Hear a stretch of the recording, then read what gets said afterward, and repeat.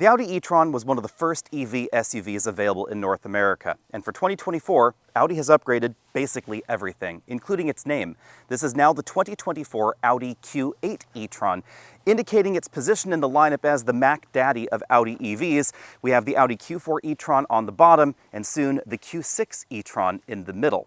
In addition to upgrading the name, Audi has also significantly upgraded the EV tech. We have a 23% bigger battery and faster DC fast charging.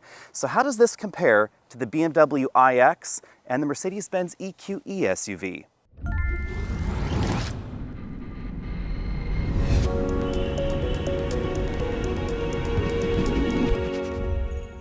Just in case any of you are wondering, no, it did not take me months to release this video. I'm actually filming this video in early August, but in coastal California, early August can mean foggy like it is right now and 50 degrees, or it could mean 85 degrees and very sunny. You never know exactly what's going on. But back to the e-tron here. At $74,400, clearly this is not the entry-level model, and I do think that the front end looks more expensive and certainly more imposing than what we find on the Q4 e-tron. Also, definitely wider. And they've really accentuated the width of this with the design of this black grille section right here in the front bumper. Now on the downside, this black section is already showing a little bit of striping from cleaning, so I think that those fine scratch marks are something that I would be concerned about if I were shopping for one. We of course have Audi's excellent digital matrix LED headlights here. They don't do all the cool stuff yet in North America that you'll see in Europe, but hopefully that is coming soon. They also incorporate Audi's all-weather light technology, which effectively replaces the fog lights that you would find in other vehicles' lower bumper areas. The other thing you'll notice up front is that we have this really cool light pipe. It's a little bit hard to see in some shots, but it's a light pipe stretching from one headlight to the other under this lip right here in the front grille. And it shines on the new Audi logo in the front. This is not a 3D logo anymore, it's a 2D logo, so it's very flat and more aerodynamic there, a little easier to clean. And then that light pipe kind of shines on there, really illuminating the ridges in the logo. What's really cool about that is that it's not a light pipe that's really firing directly at oncoming traffic. It's much more subtle. It actually is on the top of this grille area, shining down and then being reflected forward on the shiny black plastic section. Audi doesn't just give us cool headlights, they also give us pretty cool turn signals up front. You'll notice it sort of fades on, and it's a progressive headlight, so it starts in the center of the vehicle and then moves outward. You'll be able to get your Q8 e-tron in two ways, regular or Sportback. This is the regular model. You trade 15 miles of EV range for the more practical cargo area in the back. Both are exactly the same length, 193.5 inches long. You'll notice that we do have a long hood profile up front. That's because this is more closely related to some of Audi's gasoline models. It's not on a dedicated EV platform like some of Audi's upcoming EVs, or of course the Q4 e-tron. But it's not much of a problem for the Q8, to be honest, because it has an absolutely massive battery pack positioned skateboard style underneath the vehicle, and we have a lot of practical interior room. Interior headroom and cargo area is definitely one of the reasons you might want to shop the e-tron over some of its direct competition, which we should talk about now.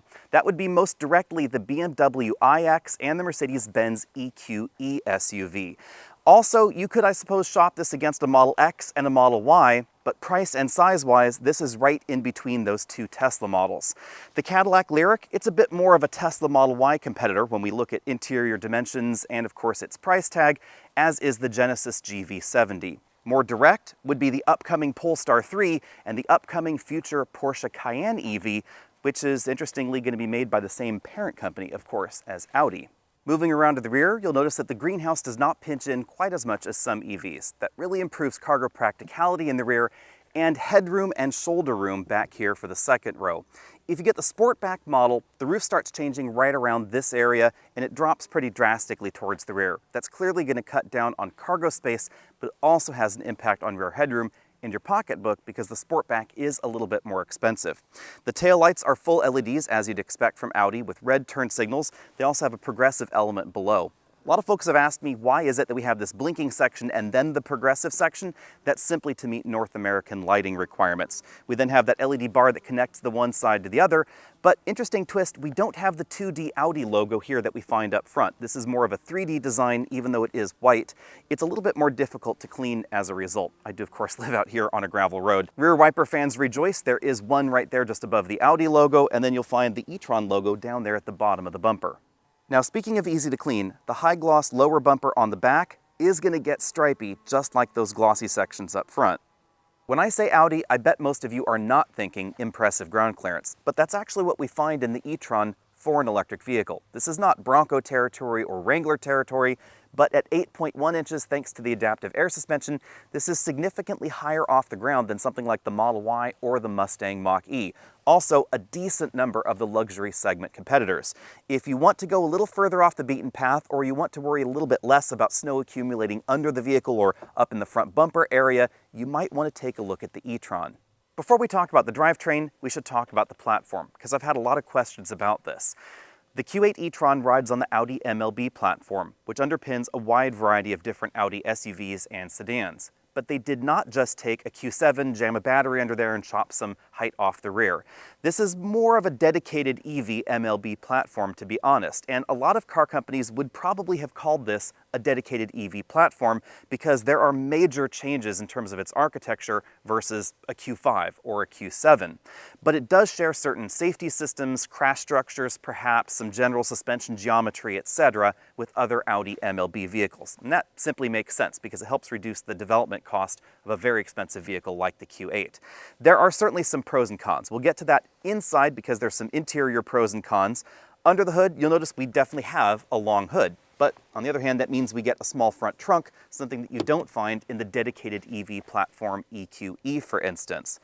Under the vehicle, we find a bigger battery pack than we had before. It's actually pretty darn big, 114 kilowatt hours. 106 of that is usable, giving the Q8 e-tron between 285 miles and 300 miles, depending on the version you get. The regular Q8 is going to be 285 miles. If you get the Sportback, that goes up to 296. If you get the Ultra option on the Sportback, that goes up to 300. Rather than having e-tron and e-tron S, Audi is now going with Q8 e-tron and S Q8 e-tron, keeping the naming scheme a bit more harmonious with the gasoline lineup. So all Q8 models are going to have the same dual motor setup at the moment. 402 horsepower, 490 pound-feet of torque maximum. That's in the boost mode. If you're not in the sport and boost mode, it'll be 355 and 414. If you want more oomph, that's going to be the SQ8 e-tron, and that's also going to be a different video. Feel like towing with your EV? Audi says no problem. This is rated for 4,000 pounds of towing capability, and you can get it with a factory hitch package, although this model does not have that option. Charging happens behind this powered door on the driver's side front fender. There's an onboard 9.6 kilowatt level 2 charger. In an interesting twist, you can also get a powered charge door on the passenger side of the vehicle and a 19.2 kilowatt AC level 2 charger. That is one of the faster AC chargers you can get on any EV in North America, and it will drop your level 2 charge times from 13 hours down to 6.5 hours, assuming, of course, you can power an 80 amp level 2 charger. Some folks have laughed about the dual charge port that we find on certain Audi and Porsche models. I think it's absolutely fantastic because it really does solve the problem of short charge cords and public charging or private charging where you're just not sure exactly where the port can go, or you just have a tight situation where maybe the cord won't reach the other side. Audi's also improved DC fast charge times. Even though this battery is 23% larger than the old battery, it's still going to take just 31 minutes to go 10% to 80%. A lot of folks really fixate on peak charge rates. This is only 170 kilowatts. It's not as impressive as 255 or 350, but not a lot of people think about average charge rates, and this is going to charge pretty darn quickly all the way across that charge range. An average of about 145 to 150 kilowatts, and that's why this is going to take about the same amount of time to charge its bigger battery pack as a Tesla Model Y will take to charge its smaller battery pack. Now, admittedly, the Model Y is more efficient, so it's going to go further on a kilowatt hour, but the actual charging time, 10% to 80% for that 300 miles of range, is not going to take any longer than in a Tesla.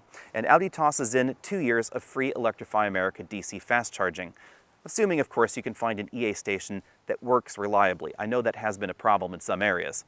Bearing in mind that this is a prestige trim Q8, so it's one of the more expensive versions, these front seats are absolutely fantastic. We have 4-way adjustable lumbar support, massage functionality, an extending thigh cushion, inflatable bolsters, and 4-way adjustable headrests. We also have a memory-linked powered tilt telescopic steering column, and the passenger seat has the same range of motion as the driver's seat. As far as roominess goes, the front seat tracks move pretty far rearward, so if you're a taller person with longer legs, you shouldn't have any problem finding a good driving position in here.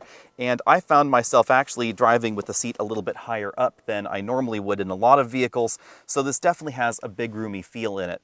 But it also feels a little bit less SUV-like than some Audi EVs, so the seating position is a little bit lower, perhaps a little bit more wagon-like in terms of your driving position versus other vehicles on the road. As far as headroom goes, this is a little bit more limited than some folks might expect because we have this big panoramic moonroof that opens. If you're interested in an EV with a roof that opens, you're going to want something like this. If you simply want more headroom and you don't mind having the sun staring and beating down on you all the time, then you're going to want to look for one of those ones with the fixed glass roof that does give you a bit more of an open feel. Jumping into the back seat, legroom is pretty decent. I have about 4 inches of legroom left with the front seat adjusted comfortably for me at 6 feet tall. With the other seat all the way back in its tracks, obviously you're going to have a little bit less. This is the kind of vehicle where if you push your seat a little bit further forward, you might be able to fit a rear-facing child seat behind a driver that's 6 feet tall. It's going to be a bit of a squeeze though. On the other hand, we have a fairly wide rear bench. This is certainly wider across the rear than a decent number of its competitors, and that's really obvious. So you probably would be able to put a rear-facing seat here, and with that front portion just barely between those two front seats.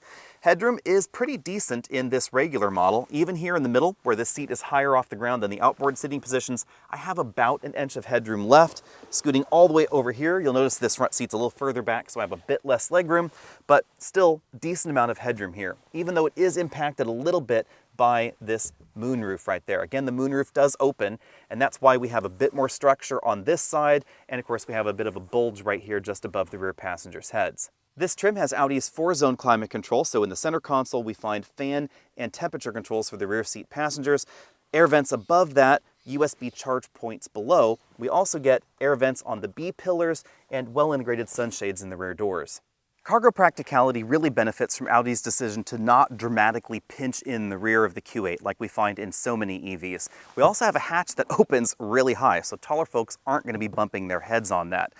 The cargo area itself, as I said, is big and it's square. It also has some cool LED illumination strips right there just behind the rear seats, and the rear seats themselves fold in a 40-20-40 fashion that is definitely more practical than a 60-40 seat back, because you can put long cargo in here, skis, things like that, and still seat 4 easily. I know for a lot of you, the most interesting thing is happening under the floor because we find a spare tire. This is one of the very few EVs in the world that has a spare tire on board. Admittedly, this is my least favorite spare tire. It's one of the inflatable varieties. The tread pattern is sort of like the bottom of a cross trainer. It's not overly grippy, but you know what? This is infinitely better than not having a spare tire at all. There's also a practical storage bin. It's nice and deep. You could easily put your computer bag or some small luggage right there and have that completely under the load floor. This cargo compartment is solidly impressive. There are a decent number of gasoline luxury SUVs that don't have this kind of cargo room, and Audi could easily have done what other EV manufacturers do, which is delete the spare tire, jam that subwoofer somewhere out of the way, and they could have given this 35, 36, maybe even 38 cubic feet of cargo capacity, but instead they did the more practical thing. They gave us a very rationally sized cargo area. You can put your plugs and things in the front trunk, and we have a spare tire for those longer road trips. I don't know about you, but I love that feature. As we look around this interior, keep in mind this is essentially a fully loaded model, so we find the controls for the power moonroof and the power sunshade right there in the middle. We have sliding visors for the driver and the front passenger. The folks up front also get height adjustable shoulder belts. From this angle, you'll really notice the two-tone interior. We have the charcoal lower section, charcoal upholstery, and then that much lighter color for the ceiling and the pillars in the vehicle. The driver and front passenger get 4-way adjustable headrests, height adjustable shoulder belts, and from this angle you'll really notice the two-tone theme of this interior. We get the much lighter ceiling and pillars, and then we get charcoal upholstery, charcoal dashboard, and charcoal doors. The upholstery features contrasting stitching, inflatable side bolsters, inflatable seat bottom cushion bolsters, and those are separately adjustable. We also have seat heating and seat ventilation for the front seats. Kind of a nice touch there as well. The doors use a mixture of materials. We have a soft touch injection molded upper section of the door. We have a stitched armrest that's soft touch right there in the middle of everything, and then harder plastics down there at the bottom of the door. This model has the available Bang & Olufsen audio system, and you'll notice that just above that speaker we find the controls for the 2-position seat memory for the passenger seat. Basically the same sort of thing going on for the driver's seat. You'll also notice that we have a very angular theme to this interior. It's not just the doors that look like they were designed entirely by straight edge, it's the entire interior really. Let me know what you think about that. I think it looks really cool and modern, but if you want something that's a bit warmer, a bit more organic, you might want to take a look at the Mercedes. Most of the dashboard is made from a stitched material, but you can see that there is a different injection molded section right there at the very top of the dashboard. We have the e-tron logo there, real wood trim in this model. A number of different trim options are available depending on what you're looking at. We also have an ambient lighting strip running inside there. It's ultra thin running right across the dashboard, and it coordinates with what's going on over here on the doors. You can also see that ambient lighting strip right in there. Of course, the color is configurable. Moving back over to the dash, we find those somewhat square air vents, more soft touch materials here. Reasonably large glove compartment. It is sort of a bin and slot style. You can see just how big it is. You could easily put some of those larger tablet computers inside. Then in the center of the dashboard, we find very Audi air vents, very square with that sort of horizontal angle theme right there. Since this model has the optional audio system, we find a center channel speaker up there, we find 2 big air vents, and then a 2-screen infotainment system and control center here in the middle. The upper screen is primarily used for things like smartphone integration, media, navigation, certain vehicle settings. The lower one is primarily used for climate control, but certain functions do require the use of both screens, which is interesting. So, for instance, if I press this button here, it actually pops up a menu up there, then I hit rear to control the rear climate control from the lower screen. Some of these actions are a little bit convoluted, but you will get the hang of it eventually, and the 2 screens look pretty decent together. I have to admit, though, I think it would have made sense if it was just one big screen in the dashboard rather than this 2-screen setup. Also, some of the various functions, the way they've been divided seems a little bit odd. So if I click this off rear button here and then exit the rear mode, we can get back to this screen. This is where we would adjust seat heating and seat ventilation for the front seats. You can do both at the same time if you want your rear end to be warm and also not sweaty. That's kind of a nice touch.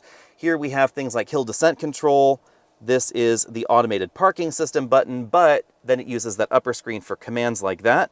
We have a charge icon there, and likewise that will actually take us to a screen up above. So right there you can see it actually moved over to that screen there. We have a button to turn off the heads-up display, and then you would adjust certain heads-up display settings on that screen up there. And then drive mode select, you would think that might use the lower screen, but it in fact uses the upper screen. It's worth noting that since this vehicle has the up-level seat option for the front seats, you adjust some of those settings right here rather than controls on the front seats. So for instance, the side bolsters, the thigh extension, that's all done there. And then you can adjust the massage right here on that screen. You can then slide across, reset the seat position, have driver seat entry assistance, things like that as well. All those choices are available.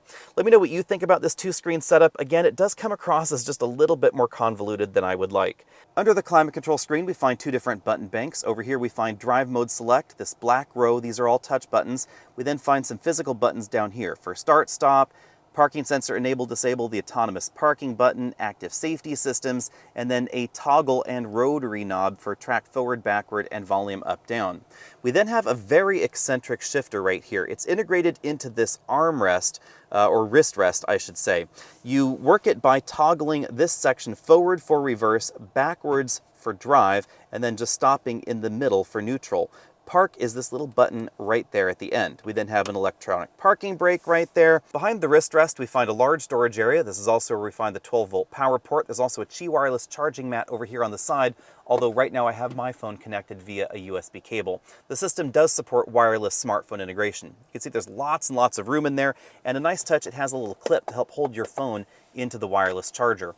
Under this roller top, we find 2 decently sized cup holders. This was able to accommodate larger takeout drinks, but these cup holders are pretty darn low in there, so some of the smaller ones won't actually reach up to the top of that cargo area. Back here, under the center armrest, we find 2 USB ports and a little pass-through, so that way you can put your smartphone back here in this fairly small storage cubby just under that armrest. As you'd expect in a modern Audi, we get a full LCD cluster with Google satellite imagery. Of course, that does require a subscription to stay active, otherwise you get more of a boring look to its mapping database. Over here on the steering wheel, we find a view button and a toggle, and that is how we control the LCD. So you can shrink those dials down, expand them out, and you can also expand out some of these other options. So for instance, if we're over here on the date and time screen, you can make that zoom in and out. Now, looking at this screen from the side, you'll notice that it is a little bit different than some of Audi's LCDs before because it's not nestled inside a really big binnacle. It just has this sort of surfboard platform above it and then more of a contemporary bezel around that display. Now, speaking of the surfboard above it, this contains the heads-up display right there, but you can see that the stitched materials don't continue right across the dashboard. This up here is actually an injection molded piece. The 4-spoke steering wheel is one of Audi's newest designs. On the left side of the steering wheel, we find the controls for that multifunction LCD cluster. Audi still puts the cruise controls down here on a stalk just behind the steering wheel. Also behind the steering wheel, we find shift paddles down on the left and up over here on the right. On the right side, we find infotainment controls, track forward, backward, a volume knob there, also the voice command and phone button. The star button is a favorites button, so you can more directly access some of those system favorites. Big Audi logo right there in the middle, and then you can see 2 separate stalks behind, one for the windshield wipers and of course one for the turn signals. Before we get this on the road, we should talk tire size. These are 265 45R21s. They're the widest tire available on the Q8. If you get the Q8 Sportback with Ultra, you get a low rolling resistance summer tire with a 255 width. So these are a little on the skinny side for a vehicle that's pushing nearly 5,000 pounds. You will find wider tires on some of the competition and lighter curb weights as well. Of course, if you want better handling, there's the SQ8. It's now time to get the Q8 on the road. First, we of course have to talk about acceleration. 0 to 60, 5.3 seconds in our testing. This is not quite as quick feeling as some EVs. It doesn't have that throw you back in your seat feel. If you're interested in that, there is going to be a more powerful version. That would be the SQ8, formerly the e-tron S. That one is going to have more power and sort of an innovative motor arrangement back there on the rear axle. We'll talk about that more in a separate video though. The other thing you'll notice right away is that the Q8 can feel a little on the heavy side. But actually, versus a lot of EVs, this is not necessarily that much heavier. For instance, the supposedly lightweight BMW iX made out of carbon fiber, it actually has a curb weight very similar to this Q8 e-tron. On the other hand, BMW tunes the iX pretty differently, and it's going to stop shorter than this. This took 128 feet from 60 back to 0 again. That is on the long side of things, probably because of the relatively skinny tires. You will find considerably wider tires than some of the ultra performance EVs out there, so if you want better handling, better stopping distance, there are options. You might not want to look at the Q8. On the other hand, this is tuned towards the comfortable side of things. I think it really shows when we start pushing this a little bit harder in the corners. You'll notice that the front tires do give up grip a little bit before I would like if you start pushing this harder. And with this much power on board and a relatively quiet and isolated cabin, it is pretty easy to drive the Q8 e-tron a little bit harder than maybe you should. I'm going to give actual handling an A- here because we do find better handling scores in the Mercedes and the BMW models when properly equipped, and that when properly equipped thing is important to keep in mind because not every version of the iX is going to be sportier than this. The M60, yes. The 50 version, not necessarily. It really depends on exactly what you're doing and the kind of road surface you're on. Thanks to the adaptive air suspension, ride quality easily comes in at A+. If you frequently find yourself driving on rougher roads like this, or your commute includes freeway expansion joints, potholes, rough pavement, etc., this has a really well-polished ride. And so many performance EVs and luxury EVs have the firm and bouncy thing going on, very much like what you find in most Tesla Model Ys. Now, Tesla has recently introduced a comfort suspension in the Model Y. I have heard complaints about that as well, but I have not yet driven that one. So stay tuned. Hopefully we'll be able to get our hands on one very soon. But at the moment, this has a fantastic ride. I would actually say it's a little bit more similar to the last EQS that I drove than the EQE. Now, the Q8 e-tron is not exactly a lightweight vehicle. The curb weight likely has some impact on the ride quality, and you will notice that if you go over really big bumps where, like this one, still very well done, but you can tell that it's not quite as smooth as some of those smaller imperfections because there's just not quite enough suspension travel to damp some of those larger motions with this much weight on board. But thanks to the approximately 8 inches of ground clearance, it's pretty good in every other situation.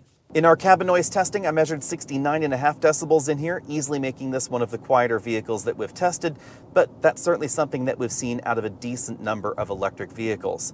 One interesting thing though, we do get a little bit more motor whine in the cabin than I was expecting, and a little bit more than you get in the BMW and the Mercedes. I am not quite clear whether all of the motor noise is real or whether some is digitally augmented. I haven't been able to find a good answer to this, but especially when decelerating, you do get just a little bit more of that motor whine coming into the cabin. Now, speaking of deceleration, we should talk about the regenerative modes in here, because I do like what Audi has done. Not everybody's going to be a fan though. Audi defaults to essentially no regeneration. That is logical because that's going to be the most efficient way to drive. Instead of using one pedal driving and trying to hover your foot right there on the pedal so that way you can coast along, this will just default to no regen unless you command it with your brake pedal or you command it with the paddle on the back of the steering wheel. There's also an adaptive regen mode that will use the radar sensor and some other parameters to automatically add in regen whenever it thinks you might need it. Generally speaking, I see one pedal driving as a personal preference. It's not necessary to get the most out of an EV because this has a blended braking system. When you put your foot on the brake pedal, it's going to regen power back into the battery until the battery can't take anymore, and only then is it going to start using the friction brakes. It's just that different manufacturers have gone in different directions. Tesla, for instance, does not use blended braking. They have a mode that they're kind of calling that. It's not blended braking in the traditional sense. You put your foot on the brake pedal in a Tesla, you just get brakes. That's what that's for. There's no system to try and blend things together. The reason that some manufacturers have gone in that direction is that the feel can generally be a little bit more natural. We also see this, for instance, in the Rivian lineup, but this is going to be more efficient, and it's also going to feel more normal, more typical. If you come from a gasoline car, you just put your foot on the brake pedal, you start slowing down, and the car is going to do what's ever the most efficient at the time. I do like the fact that we have the regen brake paddles here, but none of them will take you to the most aggressive regen mode, which is kind of a weird twist. I would like the option of one pedal driving for people that would prefer that, or I would love to have the paddle go all the way down to actual max regen into the battery, but Audi stops just short of that. You can command the rest, of course, with your right foot. But back on the subject of coasting, this is unquestionably the most efficient thing to do because regenerating power back into the battery is not 100% efficient. You actually lose a reasonable amount of energy in that equation. And you will lose just a little bit more trying to hover your foot on a one-pedal drive mode car, trying to get that coasting mode, because sometimes you're going to be actually applying a little bit of power, sometimes you're going to be regenerating a little bit of power back into the battery. If you really want to coast, this is the way to do it. Over the last 612 miles of driving, I've averaged 2.6 miles per kilowatt hour, which puts the real-world range figure for this vehicle somewhere between 275 and 280 miles. Obviously, the way you drive, the terrain, the climate, etc., that's all going to factor into your real-world range score, which is why rather than giving letter grades to EVs, I've decided just to put our week-long average as far as consumption up there on your screen, and then you can do your own calculations. This is a mix of mountain driving, highway driving, city driving, etc. So this is a little bit more aggressive, a little bit more demanding on an EV, you might say, than someone that's just doing a lot of country road travel. Or if you're simply commuting in the city, you will definitely get longer range out of this vehicle in those conditions. Bottom line, the Q8 e-tron is a very easy EV to live with. The ride quality is excellent, performance is a little bit slower than some. You're not going to impress your Tesla friends with the 0 to 60 times here, especially if they have a Model Y performance, but it is definitely solid when it comes to those 0 to 60 scores.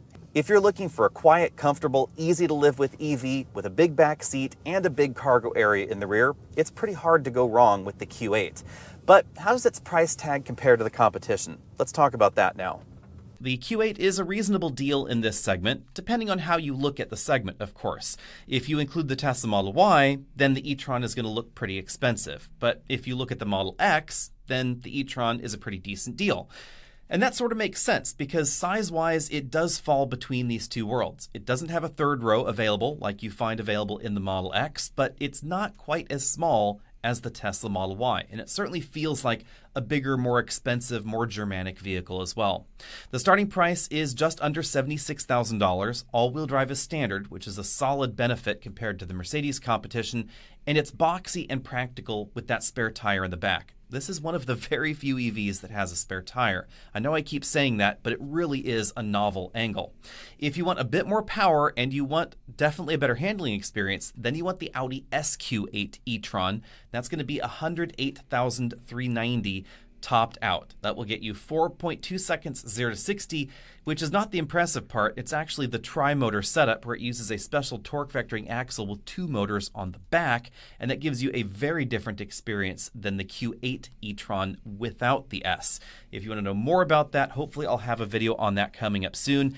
Supposedly I should be able to drive it in the next month or so keep those fingers crossed. Now let's talk about the pricing on the competition.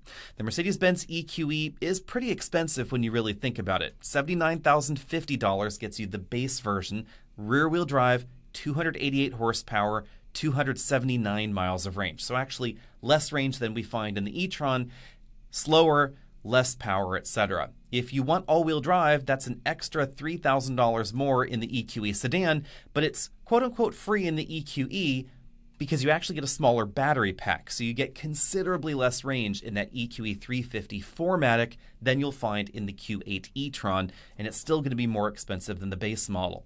If you actually want to get basically Q8 e-tron performance in the EQE, then you're paying $90,650 for the EQE 500.